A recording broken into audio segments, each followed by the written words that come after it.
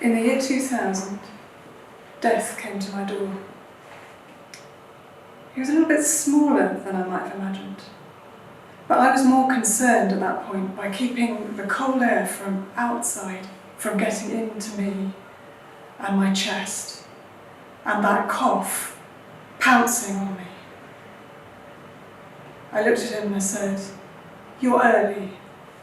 I closed the door and I walked upstairs.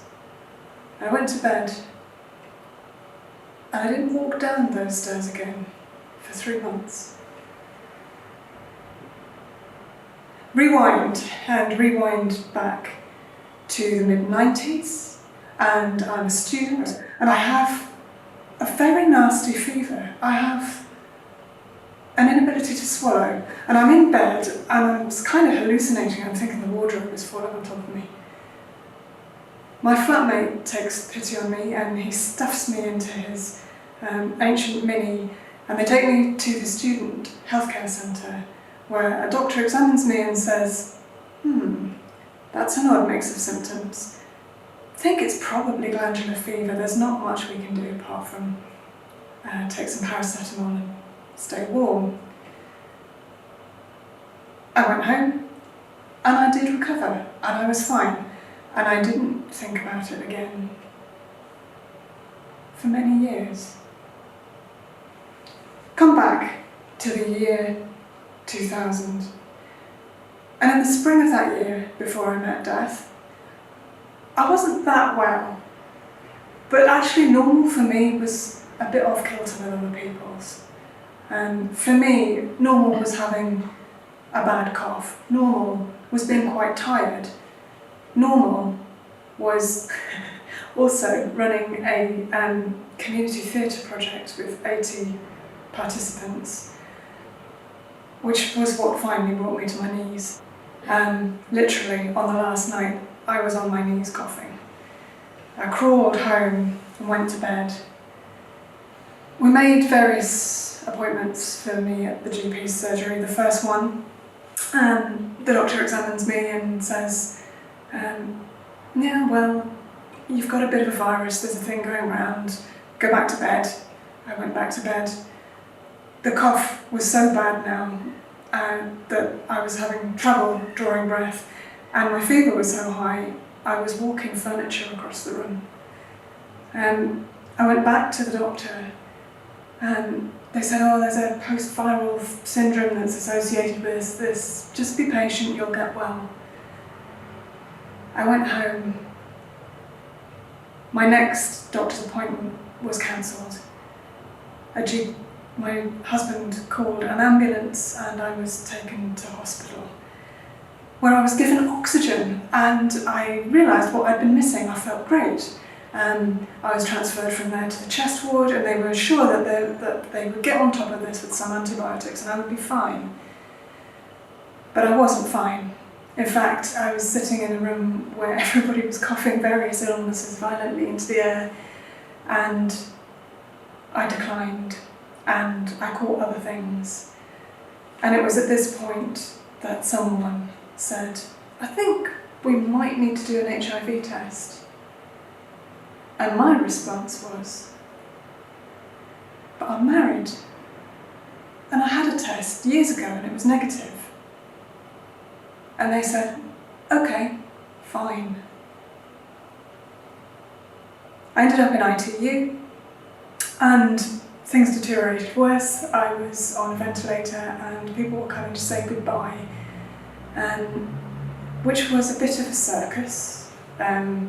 People came and cried and threw up and fainted and sang folk songs and chanted over me and prayed and read to me from Hello magazine, because that was all they could think of to do. My friends were amazing, because during this time my test results came back, and because my husband was my next of kin, he was told my results. My parents struggled, he struggled.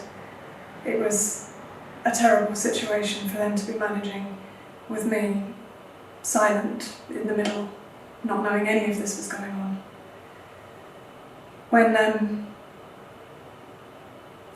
When I came round, and spoiler alert, I lived,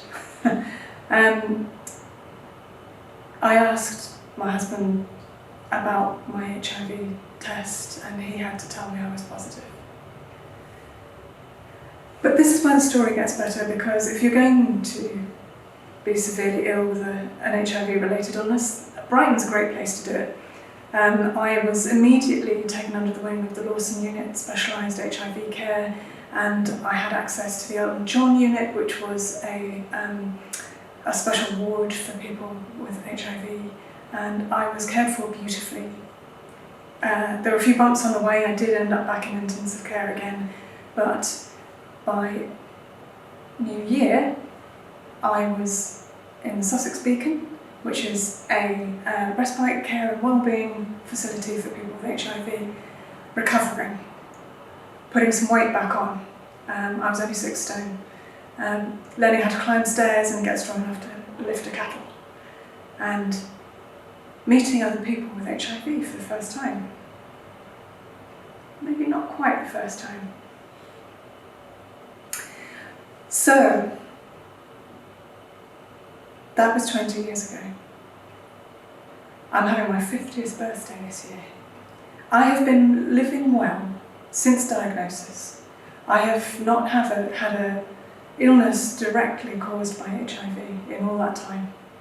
And I've done a lot in that with my 20 years, extra, that I didn't know I would get. But the question I have to ask is, how did it happen that I got so ill? And part of it was my own ignorance. I didn't think I had been at risk. I'd taken a test when I last thought I had been. Maybe someone said to me, you need to do a follow-up in 6 months. Maybe they said that. I just heard, you're negative, and I ran. Maybe the doctor at the University Health Clinic should have spotted a seroconversion illness.